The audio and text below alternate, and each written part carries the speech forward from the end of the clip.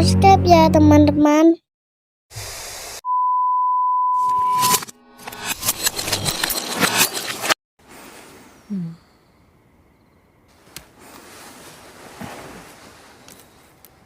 Cerita diawali dengan memperkenalkan seorang perempuan bernama Drasa yang merupakan sniper terlatih dengan bakat langka. Ia mampu bertahan dalam lubang selama 7 hari.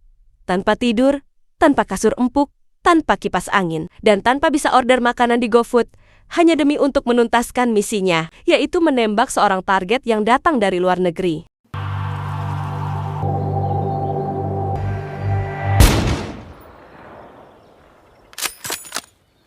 Beralih ke New York, lebih tepatnya pada seorang pria bernama Levi, sama seperti Drasa. Levi adalah seorang sniper handal, berpengalaman, terlatih memiliki bakat langka dalam menembak jarak jauh, dan lain sebagainya. Di mana saat ini, Levi sudah menganggur selama kurang lebih 1 tahun setelah memutuskan keluar dari dunia militer.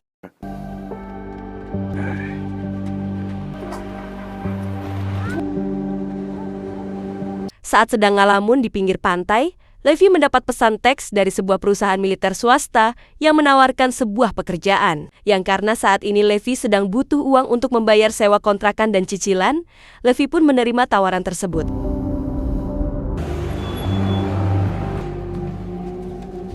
Perkenalkan, ibu ini bernama Martha. Ibu Martha seorang pimpinan perusahaan swasta yang masih bagian dari lembaga militer. Beliau langsung membacakan data identitas Levi yang tercatat sebagai mantan salah satu penembak G2 Elite dan sudah membunuh sekitar kurang lebih 270 orang atau target. Martha pun sangat takjub dengan pengalamannya dan ingin menawarkan pekerjaan yang tepat untuknya. Pada bulan September, Levi terlihat sudah berada dalam pesawat setelah menerima pekerjaan yang dimaksud. Namun yang menarik adalah, Levi tidak diberitahu sedikit pun tentang siapa targetnya, di mana lokasinya. Ia hanya perlu mengikuti perintah sesuai yang sudah diinstruksikan, dan langsung terjun bebas dari dalam pesawat.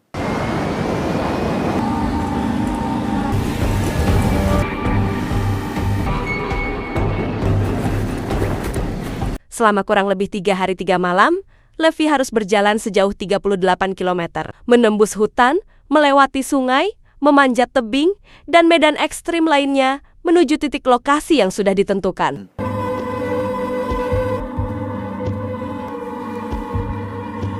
Tibalah Levi di titik lokasi yang menjadi tujuannya, yaitu sebuah jurang dalam nan panjang yang ditutupi oleh kabut tebal, di mana Levi langsung bertemu dengan seorang tentara yang sudah setahun berada di sana, yang langsung mengajaknya menuju menara. They gave me an unmarked topo map. I don't even know what country I'm in. From home for the next 365 days.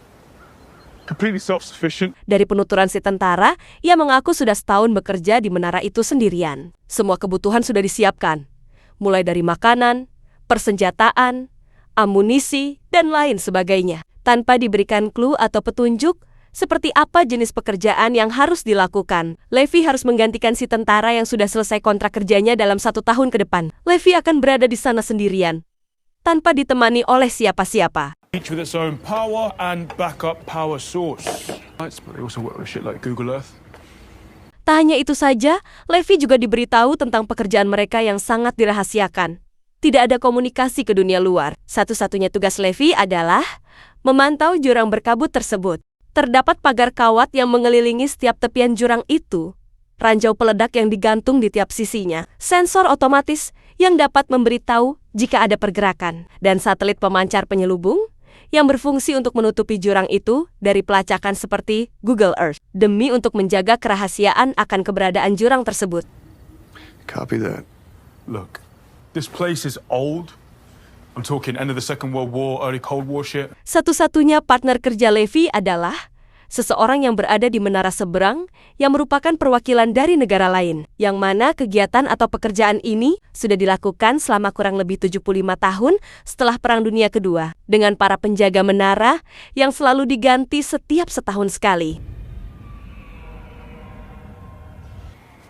It's the name of a T.S. Eliot poem. Levi yang penasaran pun terus bertanya, ada apa di bawah jurang itu? Si tentara pun menjawab, sulit untuk menjelaskannya. Tapi jika ada sesuatu yang memanjat dari bawah jurang itu, tembaklah, cegah itu.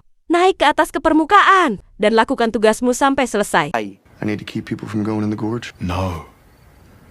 You need to stop what's in the gorge from coming out. Entah ini ada kaitannya dengan makhluk mitologi yang sudah ada selama ribuan tahun, atau Yakjuj-Makjuj yang keluar untuk menebar kekacauan. Entahlah, Levi sama sekali tidak diberitahu tentang apa yang harus dia hadapi.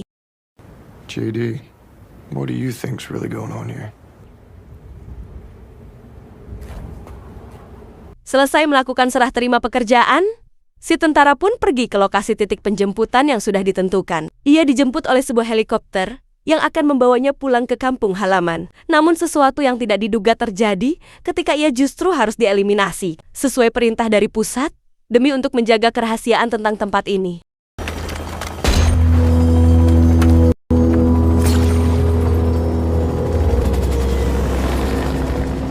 Bulan Oktober setelah 1 bulan berada di tempat ini, Levi terlihat sudah terbiasa melakukan rutinitasnya, seperti memeriksa satelit penyelubung, memastikan pagar kawat tetap utuh, memeriksa mesin senjata otomatis, dan memberikan laporan setiap 1 bulan sekali.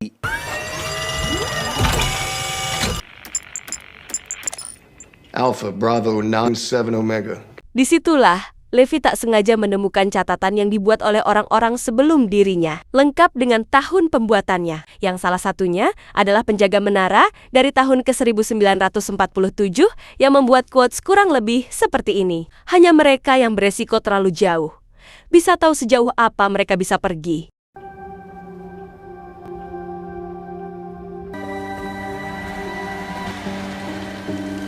Untuk pertama kalinya, setelah 1 bulan berada di sana, Levi bisa melihat partner jauhnya yang merupakan seorang perempuan.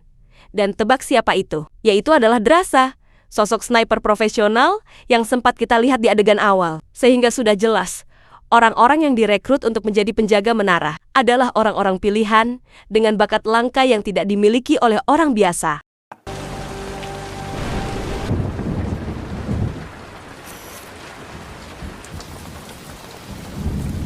Bulan November 2 bulan sejak Levi dan Drasa menjadi penjaga menara. Mereka untuk pertama kalinya melakukan interaksi secara langsung menggunakan tulisan yang dilihat melalui teropong jarak jauh, yang selain berkenalan satu sama lain, mereka juga melakukan adu skill menembak untuk mengetahui siapa yang lebih baik.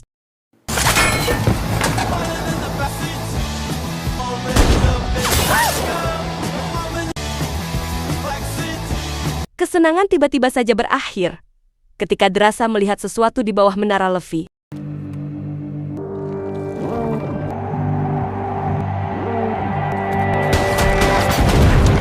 Entah makhluk apa yang sedang memanjat itu, Drasa yang berada di sisi lain pun memberikan bantuan dengan melepaskan tembakan menggunakan senjata mesin.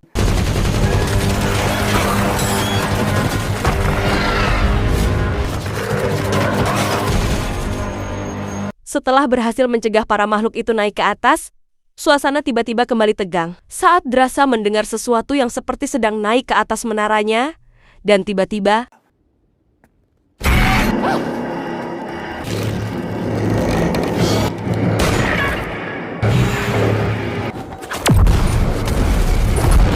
ya, itu ternyata baru permulaan. Karena gerombolan monster kembali bermunculan dari bawah, bahkan berhasil melewati batas aman yang mengaktifkan sensor otomatis, sehingga inilah yang terjadi.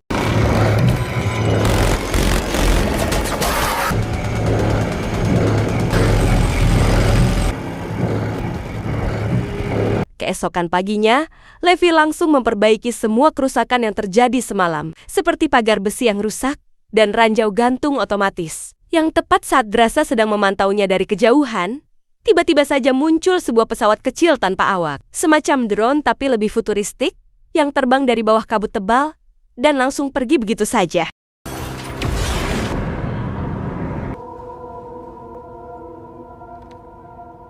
Bulan Desember, tepat saat malam Natal, Levi berinisiatif membuat pohon Natal menggunakan lampu yang ia temukan di gudang. Hal itu cukup membuat Drasa merasa senang, yang pada akhirnya mereka pun bersenang-senang bersama, seperti bermain catur jarak jauh dan menabuh drum buatan.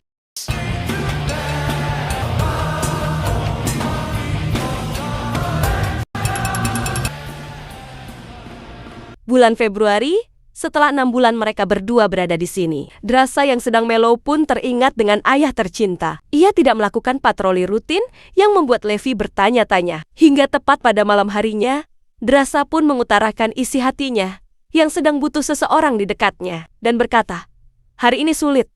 Andai kau bisa berada di sini denganku."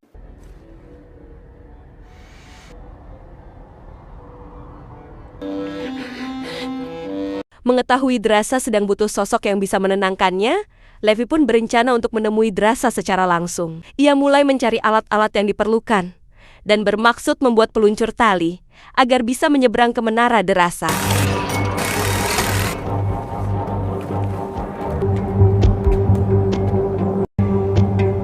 Saatnya tiba. Drasa cukup terkejut dengan apa yang akan dilakukan oleh Levi, yang tanpa ada keraguan sedikit pun. Levi pun menembakkan peluru roket tanpa hulu ledak dan akhirnya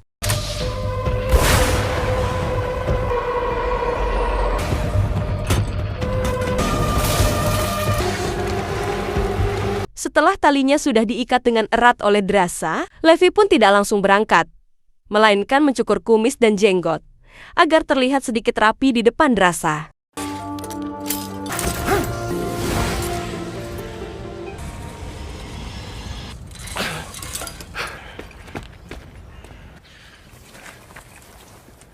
I brought you flowers.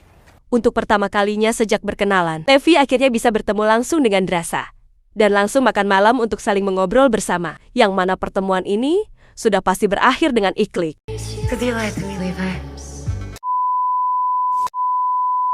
Setelah puas bersilaturahmi bersama, Levi pun berpamitan dengan Drasa dengan menggunakan tali yang sama untuk menyeberang, tapi tiba-tiba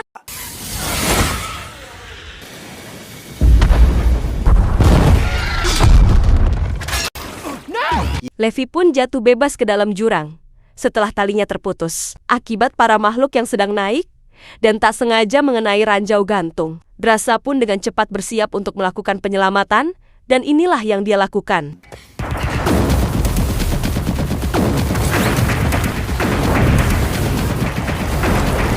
Drasa pun mendarat di sungai yang mengalir dengan deras dan tak sengaja menjatuhkan pengerek otomatis yang harusnya ia gunakan untuk naik kembali ke atas. Yang setelah Drasa berhasil naik ke daratan, kita akan melihat Levi yang sedang pingsan dan terjebak di atas pohon, tepat saat ada seekor ulat monster yang perlahan mendekatinya.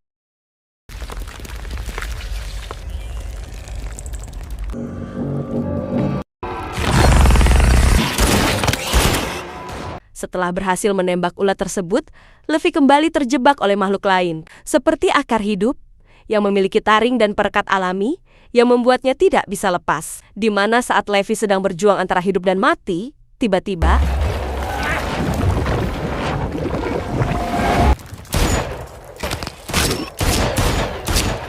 muncullah Drasa yang berhasil menyelamatkannya tepat waktu, di mana kejutan belum berakhir sampai di sini. Karena tak lama, kabut pun kian semakin pekat, dan akhirnya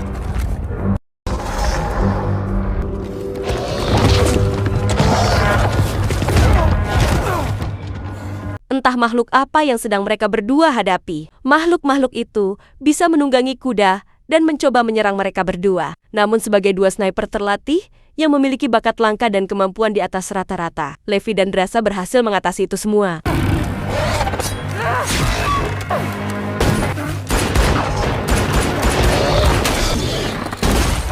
Di tengah kabut yang tebal, mereka berdua pun berjalan tanpa arah hingga sampai di sebuah kota, semacam kota mati yang sudah lama ditinggalkan. Tak hanya itu saja, Drasa pun menemukan retakan tanah bekas terjadinya gempa bumi di masa lalu. Dan entah apa yang sudah terjadi dengan kota di bawah jurang ini.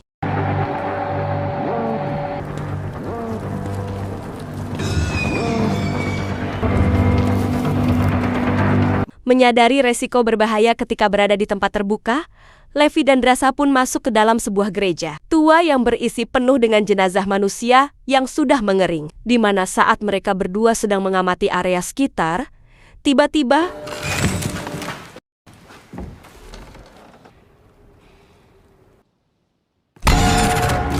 muncul makhluk aneh lain yang berwujud laba-laba dengan kepala tengkorak manusia. Entah makhluk apa ini.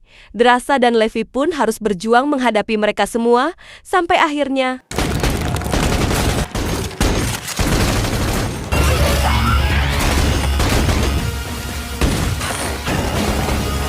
Tak bisa terus-menerus menghadapi serangan yang tak berujung, Drasa pun mengambil senjata peledak untuk membuat lubang besar, dan inilah yang terjadi.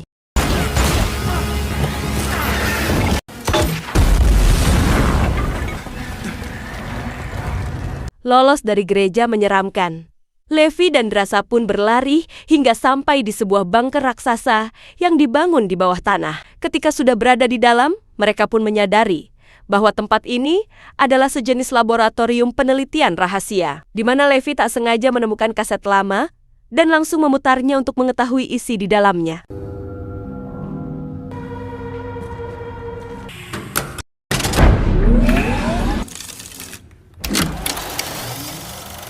Dalam rekaman video lama itu, terlihat ada seorang ilmuwan yang merupakan pimpinan proyek rahasia pemerintah. Disinilah semua rahasia akan terungkap, bahwa pada tahun 1940-an, ketika Perang Dunia Kedua berakhir, di saat Oppenheimer sedang mengembangkan senjata nuklir atom, organi rahasia ini pun sedang mengembangkan senjata biologis atau senjata biokimia yang tidak kalah mematikan. Namun di tengah proses penelitian, terjadi gempa besar yang mengakibatkan kebocoran, sehingga terjadilah bencana mengerikan. Ketika biokimia itu memicu mutasi genetik yang mengakibatkan DNA manusia bercampur dengan tumbuhan, binatang, air, dan segala yang berada pada radius 4,9 km. Dan hasilnya, semua makhluk aneh yang kita lihat tadi adalah akibat dari bencana mengerikan ini. No longer about research, but containment. Human DNA has merged with plants. They will present themselves physically like this. Tak berhenti di rekaman itu saja, Levi dan Drasa pun menemukan satu ruangan berisi komputer modern yang tidak mungkin berasal dari tahun 40-an. Di mana saat Levi menyalakan komputernya, mereka menemukan sesuatu yang mengejutkan tentang orang yang merekrut mereka berdua, yaitu Ibu Martha. Bahwa ia adalah pimpinan dari sebuah perusahaan swasta bernama Dark Lake, sebuah perusahaan yang bergerak di bidang penelitian genetik dan pertahanan, yang pada intinya, Ibu Martha sengaja menjaga dan merahasiakan jurang ini untuk dijadikan sampel penelitian dalam rangka membuat pasukan tentara super untuk sebagai pertahanan Amerika Serikat. Their drones are collecting hybrid DNA samples. They're building super soldiers. Young soldiers and scientists studied like suffering labs. Tak hanya itu saja, Levi juga menemukan satu folder berjudul Stray Dogs atau anjing liar. Itu adalah sebuah protokol darurat. Andai kata terjadi pemaparan atau rahasia ini bisa terbongkar. Sehingga secara otomatis, hulu ledak raksasa akan meledak dengan sendirinya. Dengan radius kurang lebih 4,2 km.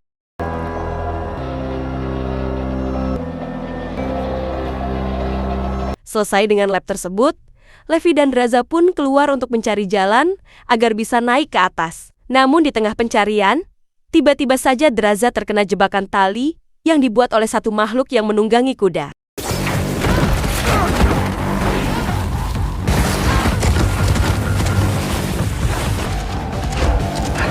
Berdasarkan jejak Drasa yang diseret sejauh 500 meter, Levi pun berhasil menemukan kemana Drasa dibawa, yaitu sebuah lubang besar berisi rudal raksasa yang belum diluncurkan. Dan disinilah Drasa sekarang, diikat menggantung dengan makhluk tersebut. Jelas makhluk ini dulunya adalah manusia, atau tentara yang terkena paparan biokimia. Yang tepat saat makhluk itu akan menyerang, Drasa pun segera mengayunkan badannya. Dan akhirnya,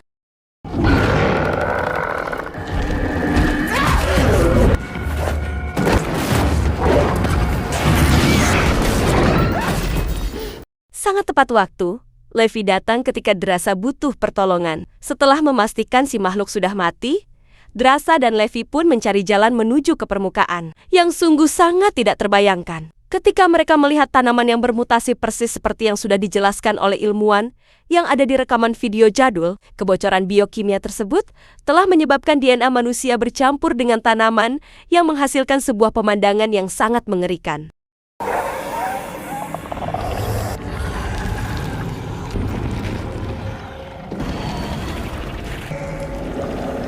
Alih-alih berjalan dengan perlahan dan sangat hati-hati, Drasa pun malah menginjak salah satu tanaman yang membuat ia ribet sendiri, sehingga Levi harus membereskan masalah tersebut dan terpaksa melepaskan tembakan peledak untuk menyelesaikannya.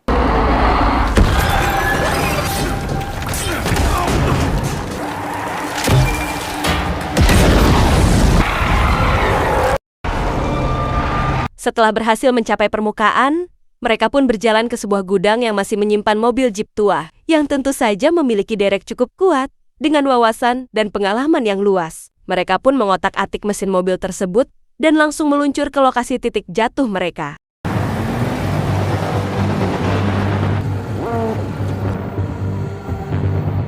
There, that's it. Tiba di lokasi tali putus yang digunakan oleh untuk menyeberang, mereka pun mengikat talinya pada derek mobil jeep tersebut. Namun bukan hidup namanya jika tidak ada tantangan. Karena ketika mereka sedang berusaha naik ke atas, muncullah beberapa makhluk kayu yang berusaha menyerang. Sehingga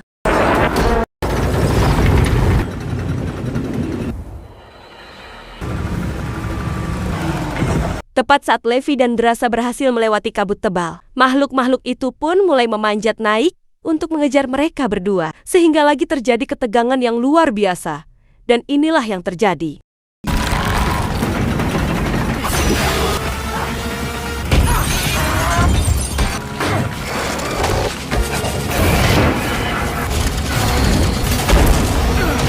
Dengan bensin yang dibakar, Levi dan Drasa sukses menjatuhkan makhluk-makhluk itu dan berhasil mencapai permukaan dengan selamat.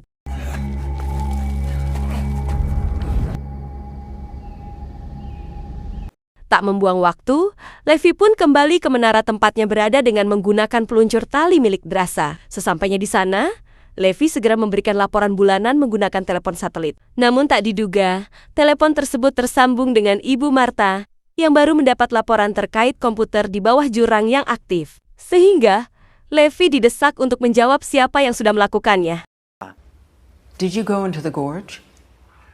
Negative. But I did see one of your drones fly out of here. Selain menjelaskan tentang tujuan dari perusahaannya yang sedang mengembangkan proyek tentara super untuk sebagai pertahanan negara Amerika Serikat, Ibu Martha pun terpaksa harus mengeksekusi orang yang sudah mengaktifkan komputernya, yang karena Levi tidak mengaku. Ibu Martha pun akan menghabisi rekannya yang berada di menara seberang. Siapa lagi kalau bukan Drasa? Dengan fakta bahwa ini akan berakhir buruk, Levi dan Drasa pun sepakat untuk membuat rencana antisipasi. Mereka meletakkan beberapa peledak pada semua satelit penyelubung untuk menyebut kedatangan Ibu Martha dan pasukannya.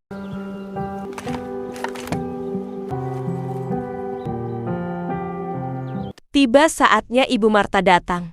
Beliau tidak menemukan Levi dimanapun. Menyadari Levi dan Drasa sudah sekongkol kabur, Ibu Martha pun melepaskan beberapa drone militer untuk melakukan pelacakan.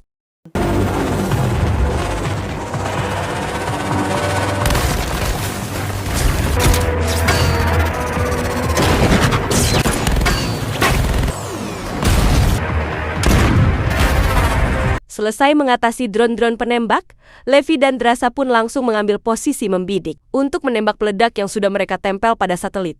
Sehingga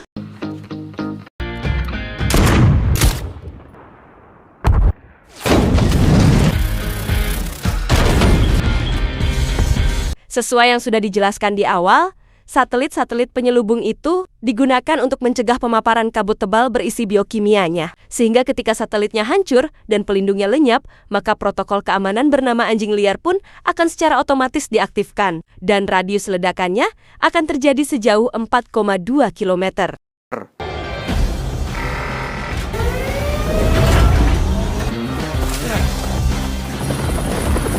Dengan cepat Ibu Martha pun pergi dengan helikopternya untuk mencapai jarak aman. Begitupun dengan Levi dan Drasa yang berlari secepat mungkin menuju titik aman. Yang tepat saat Levi masih berlari dengan kaki yang terpincang-pincang dan Ibu Martha yang masih ketakutan dengan nasibnya, yang pada akhirnya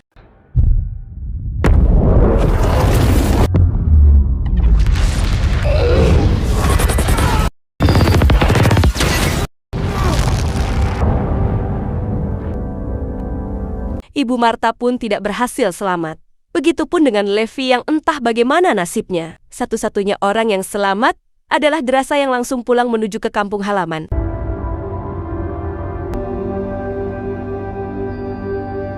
Bulan April, 2 bulan sejak kejadian tadi. Kini Drasa bekerja normal dengan menjadi seorang waiters di sebuah restoran tempat wisata, di mana Levi akhirnya muncul lagi setelah ia berhasil selamat dari ledakan. I had to get back to you. Tamat. Terima kasih sudah menyaksikan alur cerita filmnya sampai akhir, dan sampai jumpa di movie selanjutnya.